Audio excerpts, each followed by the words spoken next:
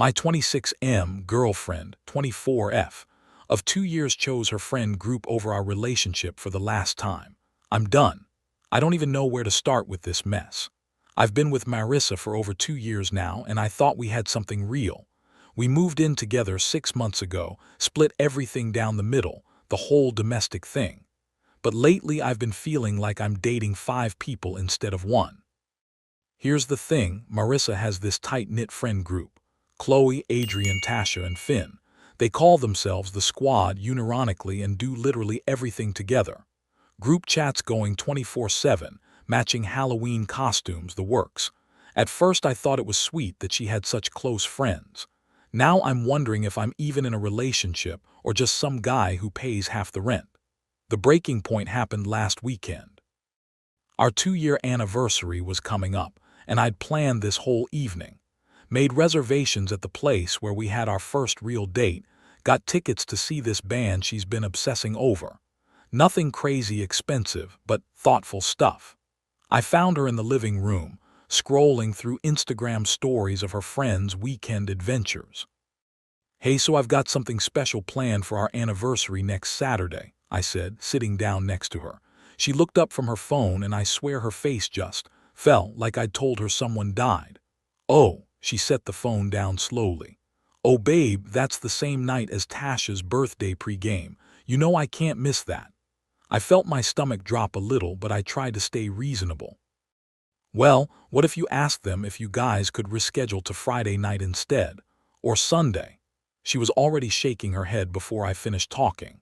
No, you don't understand. Tasha specifically planned it for Saturday because it's literally the only night everyone can make it. Adrian's got that big work conference starting Sunday, and Qley's been so stressed with her new job that she really needs this. And Finn just broke up with that girl he was seeing, so he needs us right now too. I watched her face as she talked, and she was getting more animated, like she was warming up to her argument. "We all really need this night, Ethan.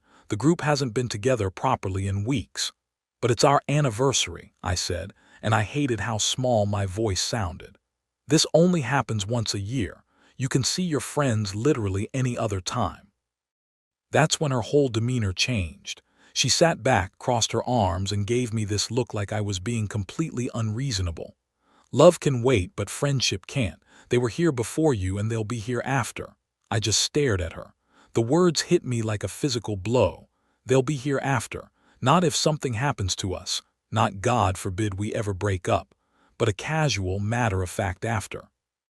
Like our breakup was already penciled into her calendar somewhere between next month's group vacation and Qley's birthday party. After everything we've built together, I'm still just some temporary thing that can be rescheduled around brunch plans. This isn't the first time either. My graduation from my master's program. She went to Adrian's housewarming party instead. My brother's wedding last month. She was too exhausted from a 3-day festival with the Squad to come as my +1. Even when my mom was in the hospital for her surgery, Marissa couldn't visit because it conflicted with their weekly game night. But she expects me to drop everything when she needs something. Last month she called me at 2 a.m. to pick her up from some dive bar across town because Finn was too drunk to drive responsibly. When I got there, she barely acknowledged me, just kept taking selfies with everyone while I stood there like an Uber driver. Then spent the whole ride home talking about drama between Qley and some guy from the bar. The worst part is how she talks about our relationship to them. I overheard her on the phone with Tasha last week saying how I'm going through a jealous phase and need to learn to share her time better. Like I'm some insecure teenager instead of her partner who just wants to feel like a priority sometimes. I've tried talking to her about balance, about how relationships need nurturing too. She always promises to do better, then immediately makes plans that exclude me. When I point out the pattern, she accuses me of trying to isolate her from her friends. There's no winning. I'm writing this from a coffee shop because I couldn't stand being in our apartment anymore. I've been looking at places online all morning. Found a decent 1-bedroom about 20 minutes away that I can afford on my own. The lease application is sitting in my email drafts. I love her, but I can't keep coming in 6th place in my own relationship. My friends think I should give her an ultimatum, but honestly, I'm tired of begging someone to want to spend time with me. Is it too much to ask that your girlfriend actually wants to be your girlfriend sometimes? Edit. Reading all these responses is really eye-opening. To everyone asking why I haven't just ended it, you're right. I keep hoping she'll realize what she's doing, but she's made it pretty clear where her priorities are. Going to submit that rental application when I get home. Update 1. Original post blew up way more than I expected. Thanks for all the support and advice. Wish I could say this story had a happy ending where we worked things out, but, well, you'll see. So I submitted the rental application that same day. Got approved within 48 hours, which felt like a sign. Spent the next week quietly moving my stuff whenever Marissa was out with the squad, which was convenient since that's basically every day. By the time she noticed something was up, I had already moved about 80% of my things. She came home Thursday night around midnight. Apparently they'd gone to some new rooftop bar that Finn wanted to try, and immediately saw that my gaming setup was gone. I heard her calling my name from the living room, her voice getting higher with each room she checked. Ethan, Ethan, what the hell is happening here? Where's all your stuff? I was in our bedroom packing the last of my clothes when she found me. She stood in the doorway for a moment, scanning the room like she was taking inventory of everything missing. Are you moving out? Her voice cracked a little on the last word. I handed her the letter I'd written. Tried to keep it simple and honest, that I needed to be with someone who actually wanted to prioritize our relationship, that I couldn't keep feeling like an afterthought in her life. She read it once quickly, then again slower, her eyes getting wider. When she looked up at me, it was like she was seeing a stranger. You're seriously leaving me because I have friends, because I won't ditch the people who have been there for me for years. I sat down on the edge of the bed, suddenly exhausted. Marissa, it's not about you having friends. Then what is it about? She snapped, waving the letter. Because this whole thing reads like you want me to choose between you and everyone I care about. I want you to care about me too, I said quietly. I want to feel like I matter to you, like our relationship matters. She stared at me like I'd suggested something insane. Of course you matter, but I can't just abandon my friends every time you want attention. I felt something twist in my chest. Marissa, I asked you to spend one evening with me for our anniversary, one. And I explained why that night was important, more important than us. She threw her hands up. This is ridiculous, Ethan. You're throwing away 2 years because you can't handle me having a social life. You knew who I was when we started dating. I looked at her, really looked at her, and realized she genuinely didn't understand. In her mind, I was the problem. I was the one being unreasonable. I thought I knew who you were, I said, standing up and zipping the bag. I thought you were someone who wanted to build something with me. I do want to build something with you, but not if it means cutting off everyone else in my life. I'm not asking you to cut them off.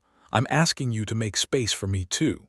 But she was already shaking her head, and I could see in her eyes that we were going to keep going in circles. She saw this as me being controlling.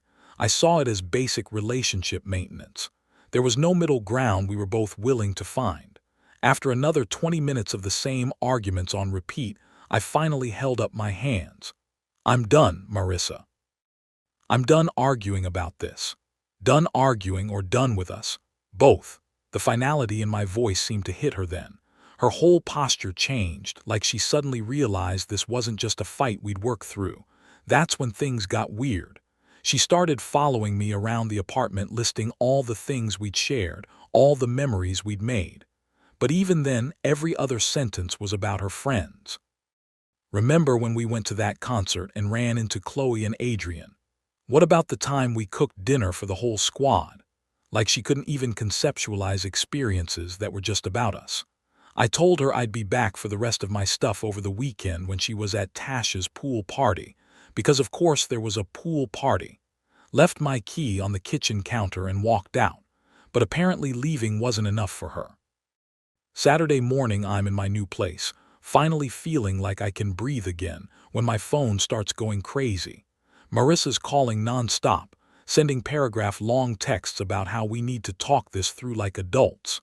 When I didn't answer, she started having the squad message me too. Qley sent me this long text about how Marissa is devastated and I'm breaking up the family. Finn called me immature for ghosting instead of working things out. Adrian tried the reasonable approach, suggesting we all meet up to discuss things. Even Tasha, who I've maybe had 10 conversations with in 2 years, felt qualified to tell me I was making a mistake. The messages got more aggressive as the day went on. Stuff like, "You're going to regret this," and "Marissa deserves better anyway."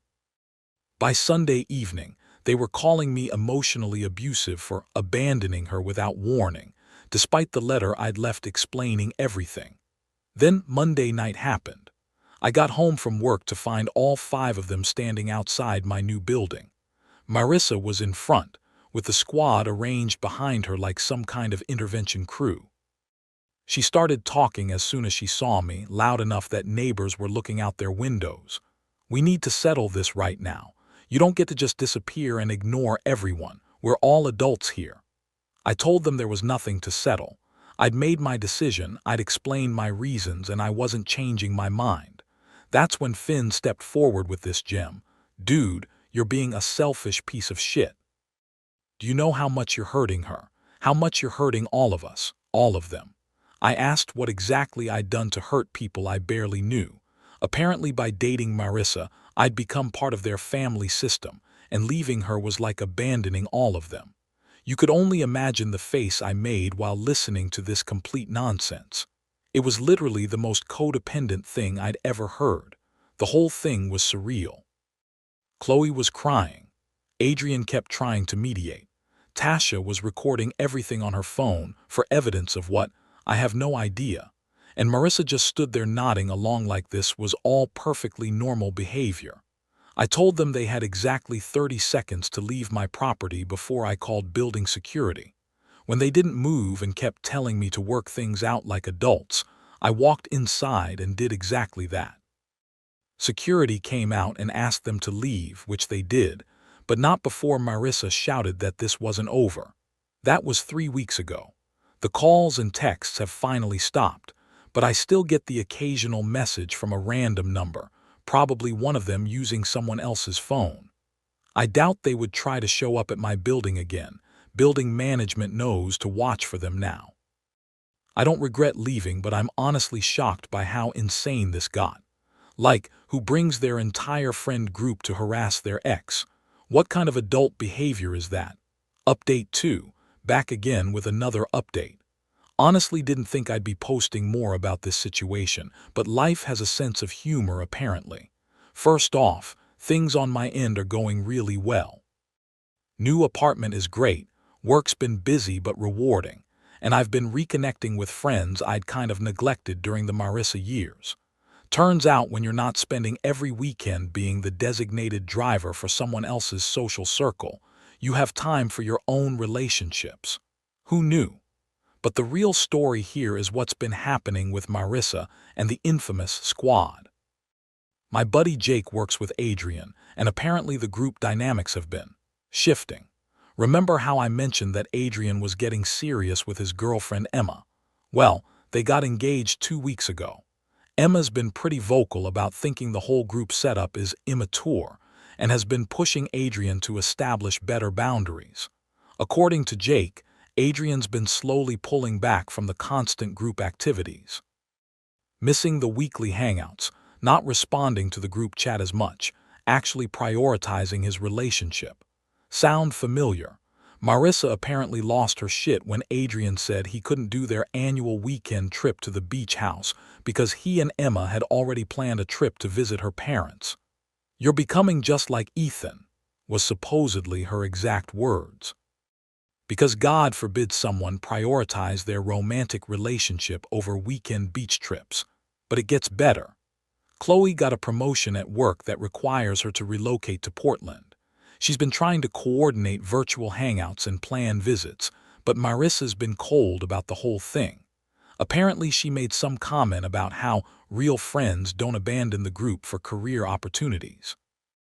Qley is understandably hurt by this reaction to what should be good news. Then there's the Tasha and Finn situation. I never got the full story while I was dating Marissa, but apparently those two have had an on and off thing for years that everyone just pretends isn't happening. Well, it's happening again, but this time it's serious enough that they want to actually date instead of just hooking up after group events. Marissa is not handling this well because it changes the group dynamic, and she's worried about what happens if they break up. So let me get this straight. When I complained about feeling deprioritized, I was being controlling and selfish. But now when she's feeling deprioritized by her friends, suddenly it's a tragedy and everyone is abandoning her. The best part, and I'm getting this through Jake's girlfriend, who's friends with Emma, is that Marissa has been going around telling people that everyone is pulling an Ethan on her. Like wanting to grow up and build adult relationships is some kind of betrayal epidemic that I started. I don't think she even realizes no one is taking her seriously anymore. Meanwhile, I've been having actual fun for the first time in months. Went to a concert last weekend with some college friends who I hadn't seen in ages. No group coordination required. No one insisted on taking Instagram photos every 5 minutes, and I didn't have to leave early because someone needed emotional support for their latest drama. It was revolutionary. I've also been seeing someone new. Nothing serious yet, but Sarah is. Refreshing. She has close friends, but she also understands that relationships require one-on-one time to grow. Novel concept, right? We had dinner Friday night, just the two of us, and she didn't check her phone once. Didn't even occur to me how unusual that was until later. But here's where it gets really interesting. 3 days ago, I get a text from Marissa. First direct contact since the apartment building confrontation. Hey, I know things ended badly between us, but I've been doing a lot of thinking. Maybe we could grab coffee sometime. I feel like we both said things we didn't mean. What the hell? I just sat there staring at my phone for like a full minute. After months of complete silence and now this, it felt like getting sucker punched out of nowhere. I didn't respond immediately, but then yesterday she sent another one. I know I made mistakes. I was young and didn't understand how to balance everything. But I've been learning and growing, and I think we could try again if you're open to it. I showed the messages to Jake, and he just laughed. Apparently word has gotten back to Marissa that I've been doing well, that I'm seeing someone new, and that I seem genuinely happier. Jake thinks she's realizing that maybe having a devoted boyfriend wasn't such a terrible thing after all. The timing is pretty telling though. Right when her friend group is naturally evolving and she's facing the reality that people grow up and their priorities change, suddenly she wants to revisit our relationship. Where was all this learning and growing when I was begging her to understand my feelings for 2 years? I'm not responding to the messages. I don't owe her a coffee date or a chance to explain herself. I spent 2 years trying to get her to understand what I needed from a partnership, and she consistently chose to dismiss those needs. I'm not interested in being her backup plan now that her primary social structure is changing. Edit. Some people are asking if I think she's genuinely changed or if this is just convenience. Honestly, it doesn't matter. Even if she has learned something about relationships, I've moved on. I'm building something new with someone who already understands what partnership looks like. Why would I go backward? Final update. Probably my last post about this whole situation, but wanted to share how things wrapped up since so many of you have been following along. The Marissa text messages continued for about another week after my last update. Nothing aggressive or manipulative, more like she was trying to find the right combination of words that would get me to respond. A few highlights. I finally understand what you meant about balance. I see it now. The group isn't the same anymore. I think I was using everyone to avoid dealing with real intimacy. I miss talking to you, not even about getting back together, just talking. That last one almost got me. We did used to have great conversations, especially early in our relationship. But I reminded myself that good conversation doesn't mean good partnership, and I stayed silent. Things came to a head last Tuesday. Sarah and I were having dinner at this Italian place downtown when I spotted a familiar group at a corner table. Marissa, Finn, and Tasha. Adrian and Qley were notably absent. Apparently Adrian was at some couple's thing with his fiancée, and Qley was already in Portland setting up her new life. Marissa saw me before I could suggest we leave. Our eyes met across the restaurant, and I could see her debating whether to come over. Sarah noticed me tense up and asked if everything was okay. I explained the situation briefly. She knew I had an ex who'd been reaching out, but not the full drama. To her credit, Marissa didn't cause a scene. She just gave me a small wave, then seemed to have an animated conversation with Finn and Tasha. I figured that was the end of it, but as Sarah and I were leaving, Marissa approached us near the exit. "Ethan, hey, I don't want to interrupt your evening, but could I talk to you for just a minute?" Sarah squeezed my hand and said she'd wait by the car, probably the most graceful way anyone's ever handled meeting their partner's ex. Marissa looked different, tired maybe, or just older. She started talking quickly like she'd rehearsed it. "I know you haven't been responding to my messages, and I understand why. I just wanted to say that you were right about everything. About the balance, about priorities, about what a real relationship should look like.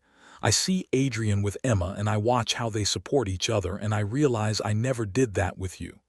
I told her I appreciated her saying that, but it didn't change anything between us. "I know, I'm not asking for another chance. I just needed you to know that I understand now. And I'm sorry.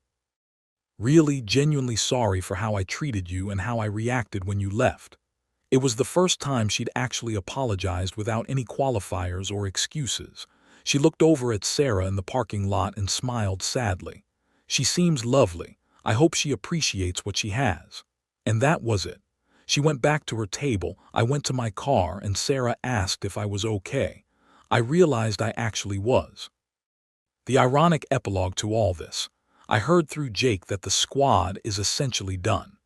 Adrian's fully committed to his new life with Emma and barely talks to the group anymore. Qley's loving Portland and has made friends through work. Tasha and Finn are dating now, but apparently want space from the group dynamic that complicated things for so long.